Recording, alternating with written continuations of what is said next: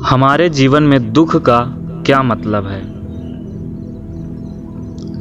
एक बार गौतम बुद्ध और उनके शिष्य एक वन से गुजर रहे थे। बहुत देर वन में चलने के बाद बुद्ध और उनके सभी शिष्य एक विशाल पेड़ के नीचे बैठ जाते हैं। उस पेड़ के नीचे एक अलग सी शांति होती है। सभी लोग उस शांति को अनुभव कर रहे होते हैं। कोई भी एक शब्द नहीं बोलता, चुपचाप उस शांति को अनुभव कर रहे होते हैं। कुछ देर बीतने के बाद गौतम बुद्ध का एक शिष्य उठता है और बुद्ध से पूछता है, बुद्ध, मैं आपसे एक प्रश्न पूछना चाहता हूँ। बुद्ध कहते हैं, पूछो, क्या प्रश्न है तुम्हारा। वह बुद्ध का शिष्य बुद्ध से पूछता है, बुद्ध, मैंने कभी भी आपको दुखी नहीं देखा। आपके चेहरे पर हर समय की अलग ही उस मुस्कुराहट रहती है, हमें भीतर तक आनंद से भर देती है। आपके चेहरे पर अलग सी चमक है जो हमें दुख से कोसों दूर करती है। पर मैं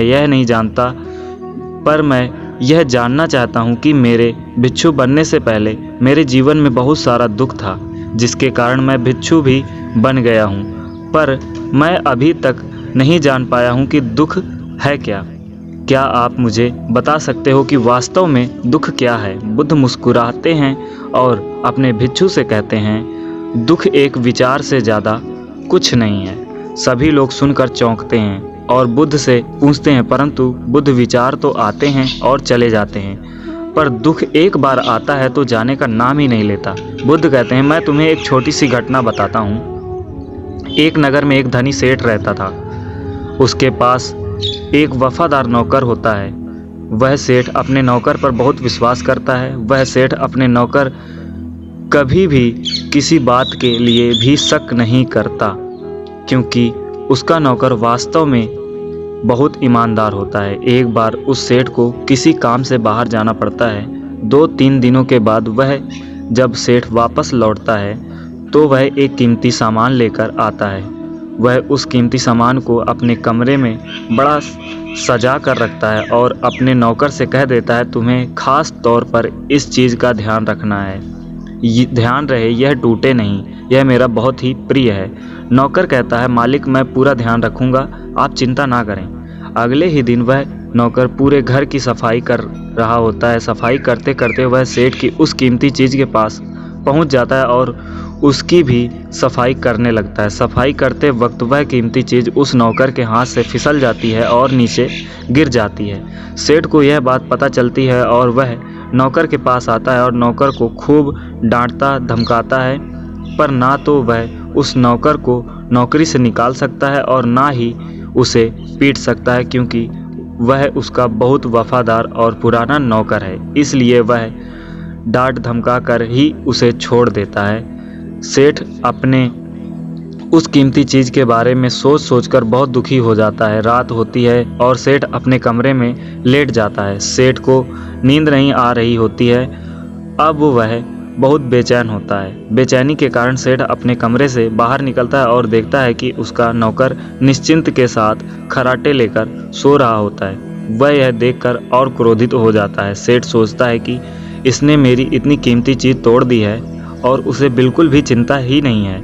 मुझे यहाँ नींद भी नहीं आ रही और यह आराम से सो रहा है। पर सेठ कुछ नहीं कर पाता, क्योंकि वह उसका पुराना और वफादार नौकर है। सेठ अपने कमरे में वापस चला जाता है। अगले दिन सुबह सेठ सोचता है, मैं इस समस्या से कैसे निकलूं। फिर सेठ को एक तरकीब समझ आती है। वह अपने नौकर के पास जाता है और अपने नौकर से कहता, मुझे बहुत दुख हो रहा है, यह बताते हुए कि वह जो कीमती चीज़ कल तुमने तोड़ी थी वह मैं तुम्हारे लिए लाया था।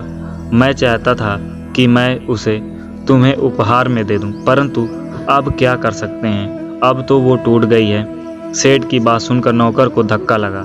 नौकर सोचता है, अरे यह तो बहुत ही बड़ी गलती हो गई। वे इतनी कीमती और महंगी चीज़ मेरे लिए थी और वे मुझसे भी टूट गई। फिर क्या? उस नौकर के मन में बेचैनी पैदा हो जाती है, दुख पैदा हो जाता है। रात होती है और सेठ आराम से सोता है और वहाँ नौकर बेचैन रहता है। उसे नींद नहीं आती, क्योंकि अब उस नौकर ने उस सेठ की उस कीमती चीज़ को अपने आप से जोड़ लिया, इसलिए वह दुखी हो रहा है। पहले उस नौकर के मन में यह विचार नहीं था कि वह कीमती चीज़ मेरी है, पर अब उसके मन में यह विचार है कि अगर वे कीमती चीज़ ना टूटती तो वो मेरी होती। बुद्ध कहते हैं दुख केवल एक विचार है, और यह विचार कैसे उत्पन्न हुआ? अपने आप को किसी चीज़ से जोड़ने से। हम जिस भी चीज़ को अपने आप से जोड़ लेते हैं, उसे पकड़ने की कोशिश करते हैं, वह चीज़ हमें दुख देती है, क्योंकि वास्तविकता तो यही है कि कोई भी चीज़ हमसे जुड़ नहीं सकती। हर चीज़ आपके पास है, आपकी ही है, पर कुछ समय के लिए, कुछ समय के बाद वह आपसे दूर हो जाएगी। उस दूर होने की घटना को स्वीकार करें और आगे बढ़ें।